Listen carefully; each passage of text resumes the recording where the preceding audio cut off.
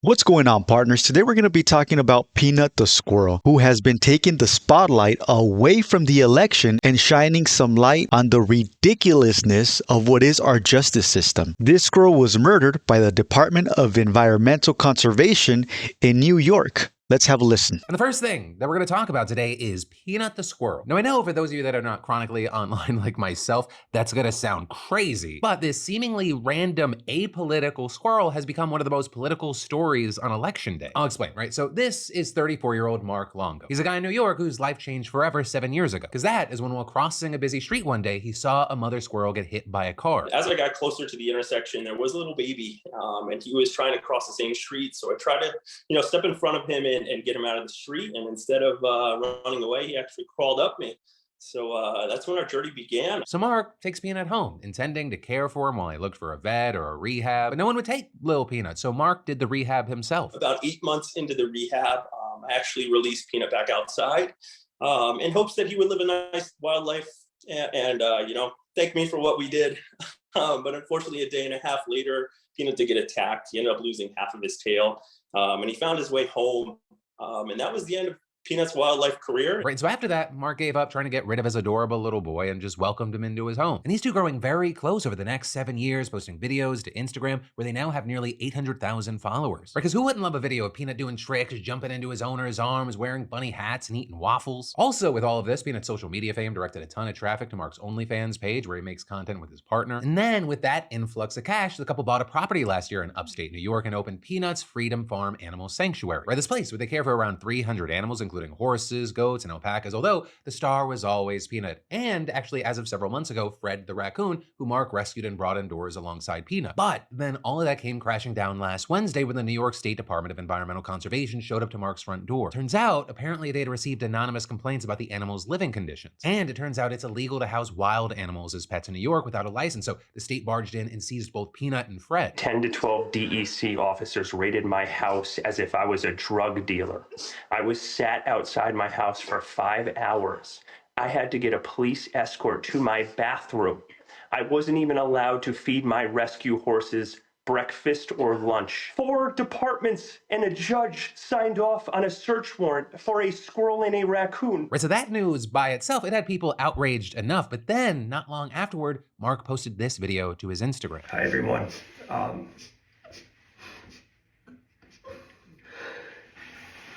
I don't know how I'm gonna say this. Peanut was the best thing that ever happened to us.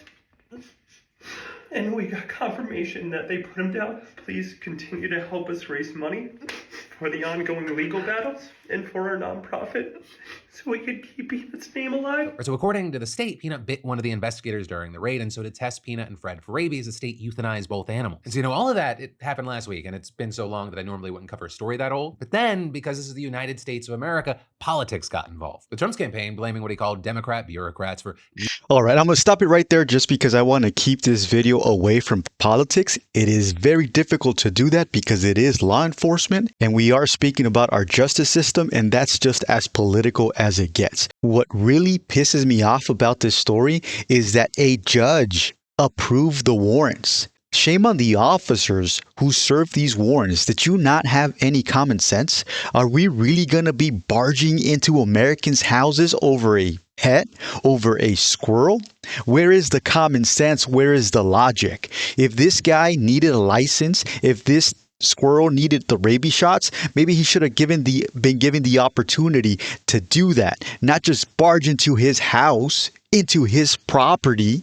I have written warrants for narcotics, and these warrants have gotten denied. Yet this warrant gets approved over a squirrel, over a pet. We got to stop this nonsense and use a little bit of common sense. Well, it's obviously totally understandable if somebody's got, a creature that is dangerous to others. But Right. like, obviously, a squirrel and a raccoon are not. Well, squirrels are fucking everywhere. That's what's so crazy. yeah, like, like, why why not can't you just- have it in the house?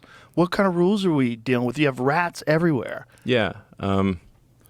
I mean, they're allowing criminals to go free and like violent criminals to go free, but they're like spending your tax dollars to come in and execute your fucking pets. What the hell is going on? Exactly. And it's like, but it's overreach.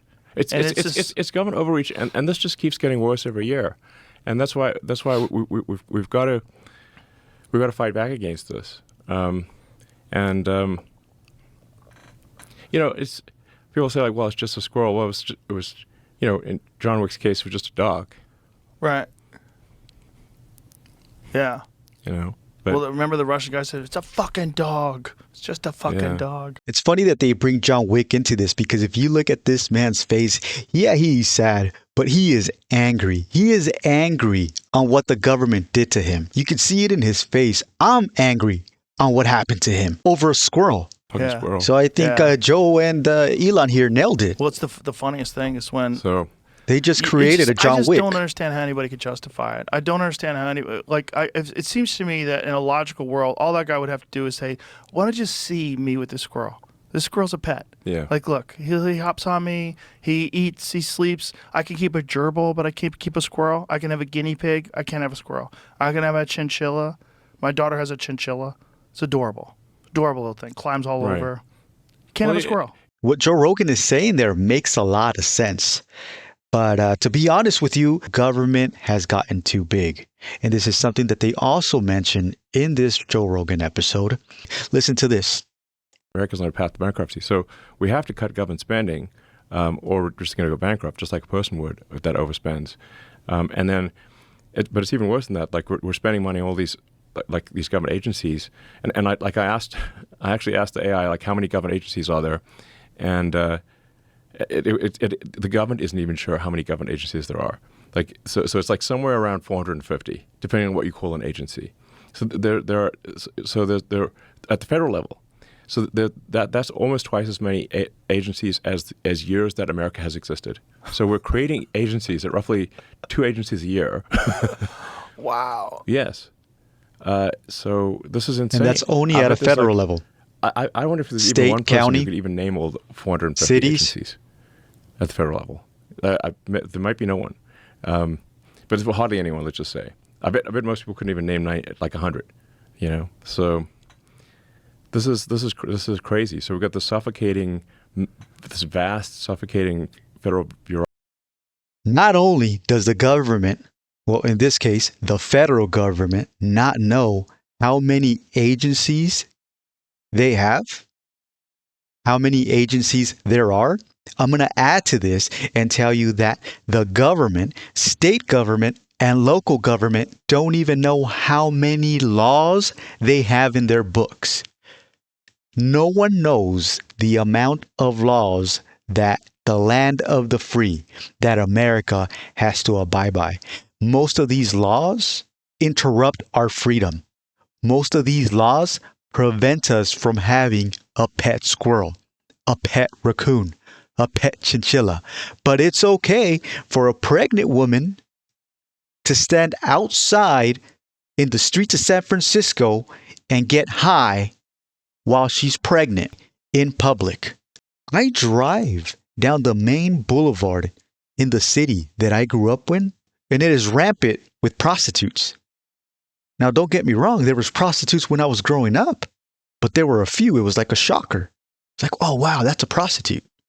And now they're just in every corner. No shame. What is law enforcement doing? We ain't doing anything because prostitution ain't a crime. But for now, partners, I hope that the murder of this squirrel sheds some light on the systemic issues that our justice system is going through. And remember to hold the line and let's hold them accountable.